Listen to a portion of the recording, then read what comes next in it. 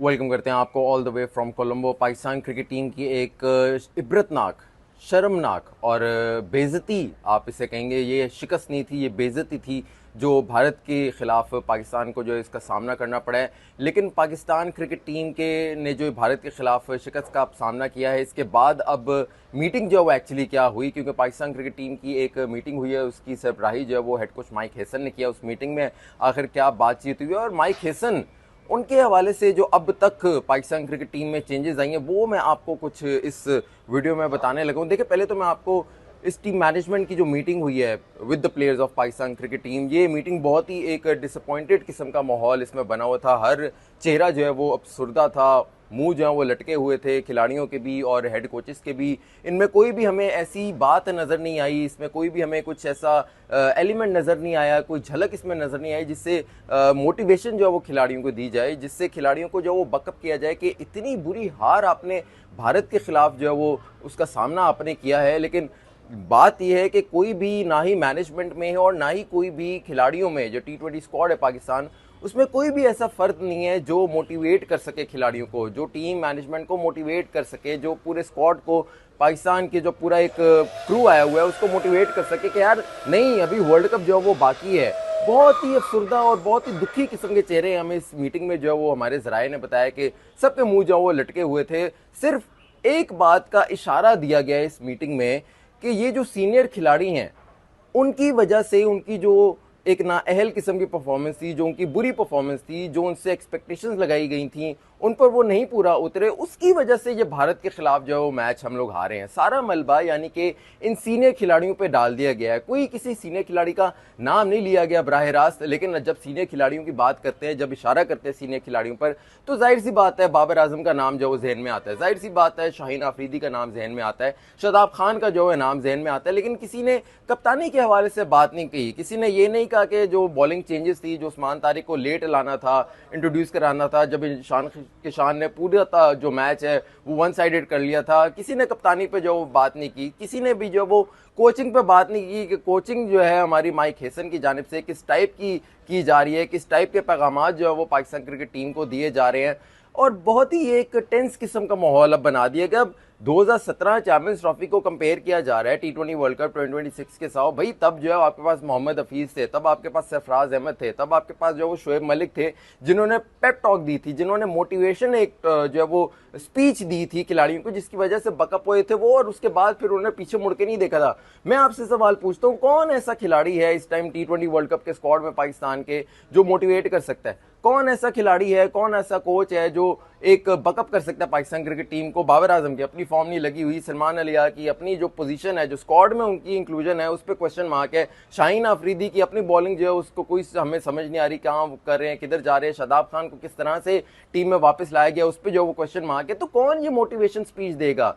जो motivation speech जिनकी तरफ हम देखते हैं वो तो खुद उन पर सवालिया निशान बहुत बड़ा बना हुआ है। सलमान अली आगा, जिस तरह से वो T20 वर्ल्ड कप, जिस तरह से T20 स्क्वाड के वो कप्तान बने हैं, हमें पता है कि किस तरह से कंट्रोवर्शियल तरीके से मोहम्मद रिजवान को निकाला गया था, ओवरनाइट निकाला गया था, 24 घंटे रातों रात निकाल दिया गया था उनको। फिर सलमान को एक इमरजेंसी कप्तान के तौर पे T20 स्क्वाड पर जो है वो मुसल्लत कर दिया गया। उनकी अपनी परफॉर्मेंस, उनकी जगह जो है वो नहीं बनती प्लेइंग 11 में। नंबर 3 पर उन्होंने बाबर आजम को रिप्लेस करके कुछ इनिंग्स 1-2 खेल लिया, लेकिन उसकी बुनियाद पर उन्होंने कह दिया कि पूरा T20 वर्ल्ड कप ही मैं जो वो तीसरे नंबर पर खेलूंगा। जब आपकी परफॉर्मेंस एज अ कैप्टन ही जो है वो नहीं आ रही, तो आप अपने खिलाड़ियों को क्या देखोगे, आप उनसे क्या नजरें मिलाओगे, उनसे क्या आप उम्मीद करोगे कि यार तुम लोगों ने जो है परफॉर्म करनी है? भाई वो कहेंगे यार हमारा कप्तान ही परफॉर्म नहीं कर रहा, उसका अपना कॉन्फिडेंस जो है वो शैटर हुआ है, तो हम कहां से जो है परफॉर्म करेंगे? अब बात आई जी माइक हेसन की। माइक हेसन का मैं पहले ना आपको रिकॉर्ड बता दूं कि ये जो मॉडर्न डे क्रिकेट के बारे में बहुत ज़्यादा बात करते हैं जी, मॉडर्न डे क्रिकेट को हम इंट्रोड्यूस कर रहे हैं, हम इंटेंट को जो है वो इंट्रोड्यूस कर रहे हैं, हम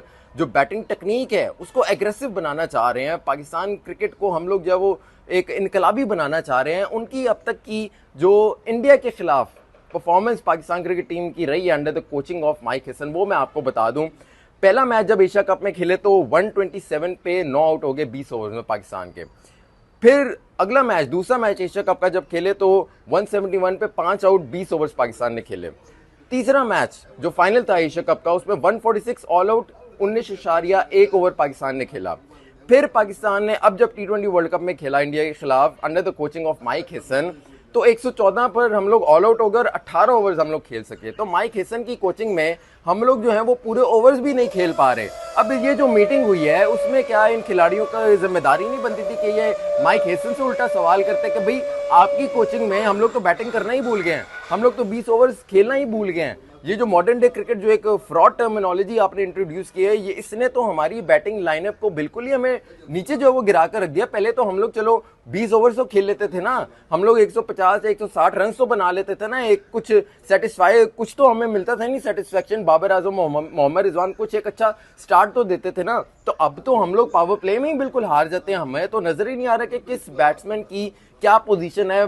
सलमान अली कभी छठे से जो है वो तीसरे पे आ रहे हैं, बाबर आजम जो है उनको निकाला क्यों गया हमें समझ नहीं आई, उनको वापस लाए क्यों है हमें ये नहीं समझ आई। तीसरे नंबर पे वापस लाए, तीसरे से अब चौथे पे लाए। चौथे नंबर पे सुसाइडल है बाबर आजम का T20 में खेलना। इससे बेहतर है कि बाबर आजम को आप T20 स्क्वाड से जो वो निकाल दें, क्योंकि आप पाकिस्तान क्रिकेट टीम के साथ तो ये ज्यादती हो रही है, लेकिन बाबर आजम के साथ भी ज्यादती हो रही है। वो जितने बड़े खिलाड़ी हैं उनको खुद समझना चाहिए। बाबर आजम के लिए मेरा ये पैगाम है, बाबर आजम आपको खुद समझना चाहिए कि आपकी गेम पहले क्या थी और अब क्या है। जो आपकी नेचुरल गेम थी हम लिटरली वो चीज मिस कर रहे हैं, क्योंकि उसी नेचुरल गेम की बुनियाद पर आपने 2020 से लेकर 2023 तक और 2024 तक आपने दुनिया क्रिकेट पर राज किया है। आपने उसी नेचुरल बैटिंग स्टांस के साथ, उसी नेचुरल बैटिंग टेक्निक के साथ आपने T20 के में रन्स के अंबार लगाए, वनडे में रन्स के अंबार लगाए, टेस्ट क्रिकेट में रन्स के अंबार लगाए हैं। लेकिन अब जब आपकी ये जो माइक हेसन ने आपको कहा है, जब से स्टेटमेंट दिया कि भाई ये स्पिनर्स के अगेंस्ट जो है वो थोड़े से हल्के हैं, इनको बैटिंग टेक्निक अपनी थोड़ी सी जो है तब्दील करनी चाहिए,